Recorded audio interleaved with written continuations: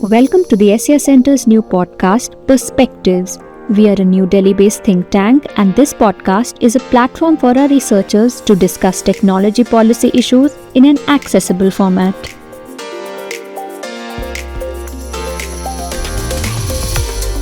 I think the month of April has been a pretty notable one in Indian tech policy. One of the most relevant developments, which has wider implications for global trade policy as well, is the scrapping of the equalization levy. Now, briefly, India had first instituted an equalization levy in 2016, later expanded in 2020. But what this podcast is going to go into is why did we have this equalization levy in the first place? What were the issues with its administration?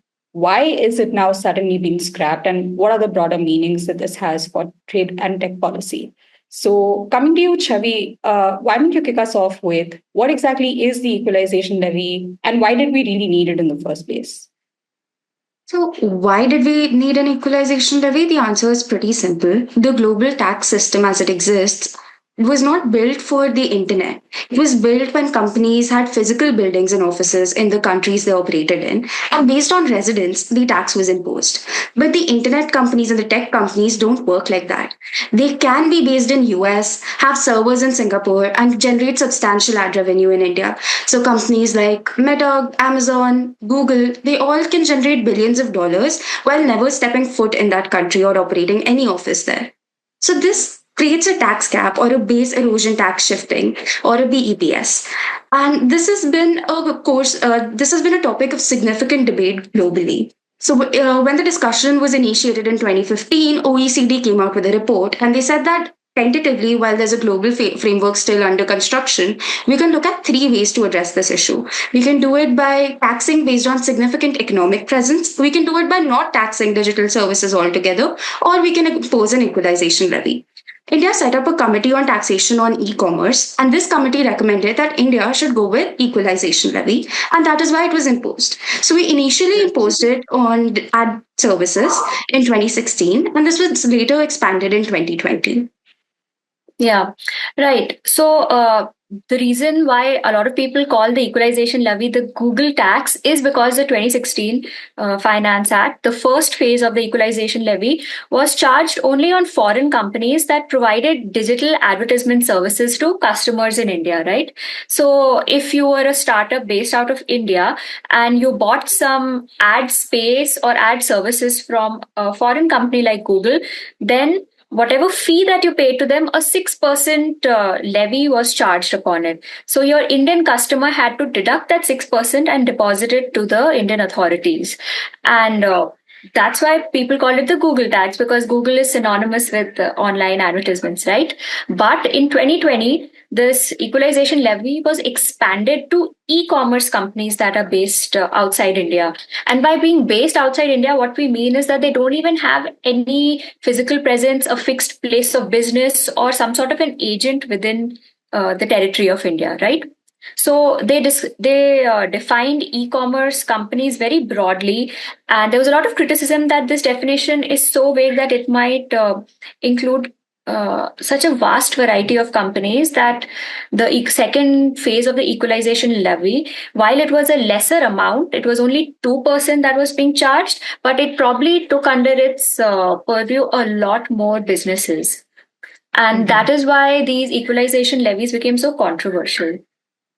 Akanksha, that's interesting because it looks like from what Chhavi said, the intention of this equalization levy was to, equalize the tax burden in a sense, make sure that Indian businesses also weren't really at a disadvantage, right? But do you think that's how it's worked with both the 6% and the 2%? Do you see this equalization levy as having been good for Indian businesses, or do you think it's actually been counterproductive?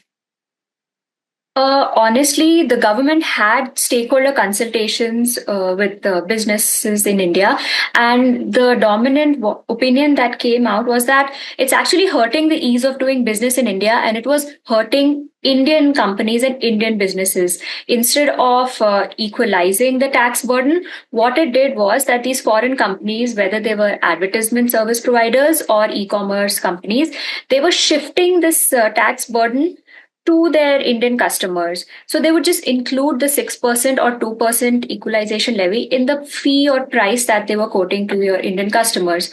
So in the end, who was losing? Indian businesses. And it wasn't just businesses that were complaining about this levy.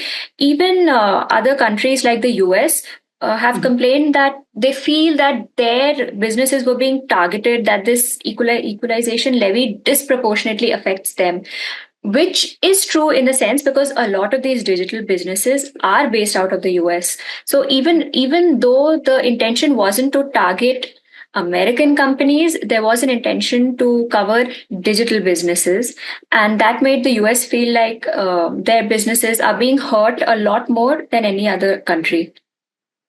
Yeah, and technically this is also an issue they've raised not just with India's equalization levy, but really attempts by many countries over the years to introduce a digital services tax. So, for instance, France and the UK introduced a digital services tax as well, and that's also because the reason these countries felt the need to, introduce something unilaterally is because talks at the OECD level weren't generating a consensus yet. As Chhavi told us, there was a framework that was under construction, but it wasn't easy to get all countries to have a unified point of view, which is why some countries decided, like India, to take matters in a sense in their own hands and impose a levy that was suited to their requirements.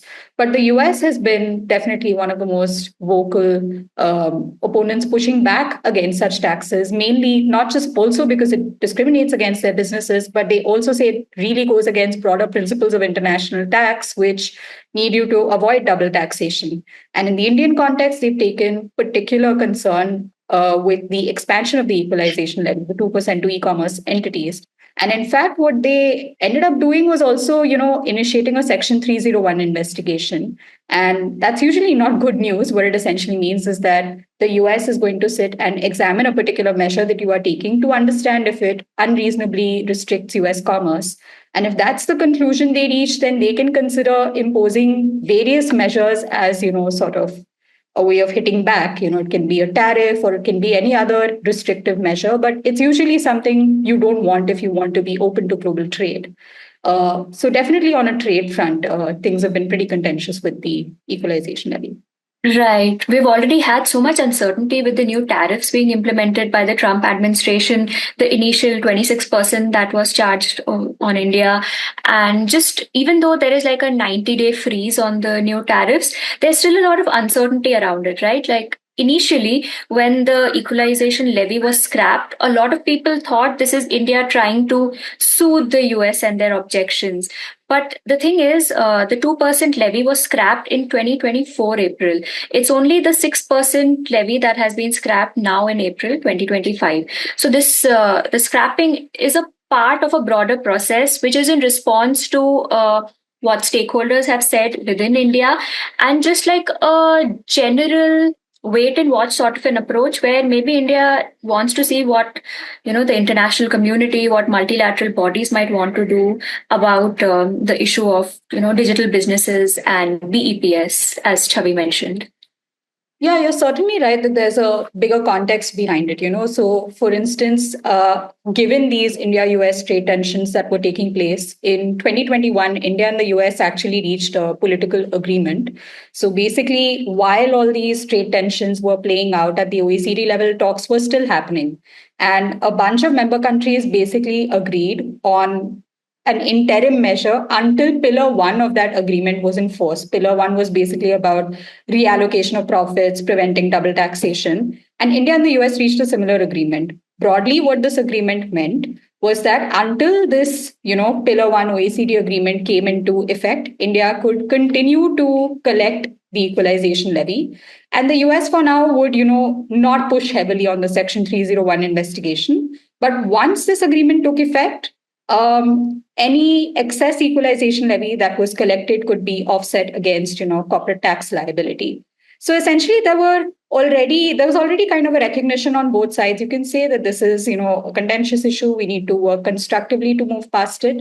And this agreement was initially supposed to only be until I think March 2024, but then it was extended to June, and now we've scrapped both the 2% levy and the 6% levy. So it looks like now what's remaining is to look to multilateral solutions. Maybe what this means on a broader level is that unilateral digital services taxes are going to have their limitations, especially in an era like this where you see so much uncertainty around tariffs.